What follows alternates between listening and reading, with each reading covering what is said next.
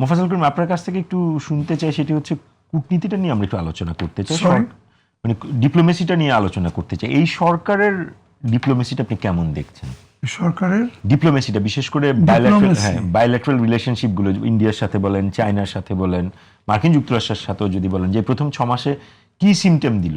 এটা কি routine diplomacy চলছে, নাকি বাংলাদেশ ফার্স্ট যেটা সরকার বলছে সেই রকম একটা ডিপ্লোমেসি? আপনি যাই হোক, এই 6 মাস যেটা আর কি, এটাতে বিশেষ করে দিল্লির প্রসঙ্গটা যদি আপনি টানেন। আমি প্রথমেই বলবো যে 6 মাসের মধ্যে সরকার এমন কিছু করেন নাই যেটাতে ডিপ্লোম্যাটিক পর্যায়ে বাংলাদেশ বিব্রত হয়েছে বা একটা শঙ্কার সম্ভাবনা দেখা দিয়েছে।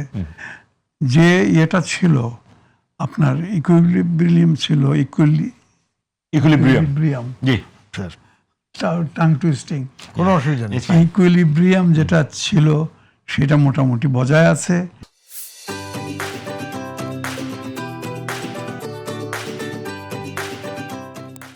এবং আমাদের যারা মিত্র তাদের সঙ্গে সুসম্পর্ক কোনো ব্যত্যয় হয় নাই, বরং ভারতের সাথে সেটা কেমন আপনি দেখছেন? সরি, ইন্টারিমের সময় যেরকম ছিল সেরকমই কি আছে, নাকি এর থেকে বেটার হয়েছে?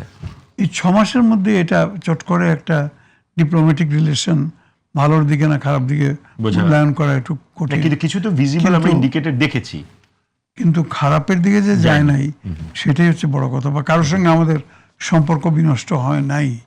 এইভাবেই যদি চলে তাহলে ধীরে ধীরে ক্রমান্বয়ে নিশ্চয়ই উন্নতির দিকে যাবে।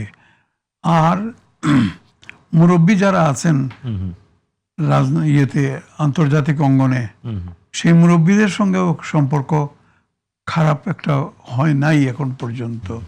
বা মুরব্বীরাও তেমনভাবে উষ্মা প্রকাশ করেন নাই।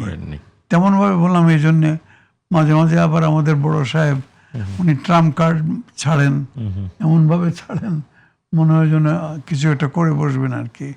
যাই হোক, ইকুইলিব্রিয়াম আছে বলে আপনার মনে হচ্ছে এখনো পর্যন্ত প্রথম 6 মাসে? হ্যাঁ, ইকুইলিব্রিয়াম আছে, এটি আপনি মনে করছেন এখন পর্যন্ত।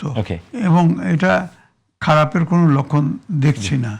অতএব বাংলাদেশের যে ভাবমূর্তি আন্তর্জাতিক অঙ্গনে সেটা বজায় থাকবে, বরং এটা উন্নত হওয়ার চেষ্টা করা হচ্ছে, আরো উন্নতির দিকে যাবে।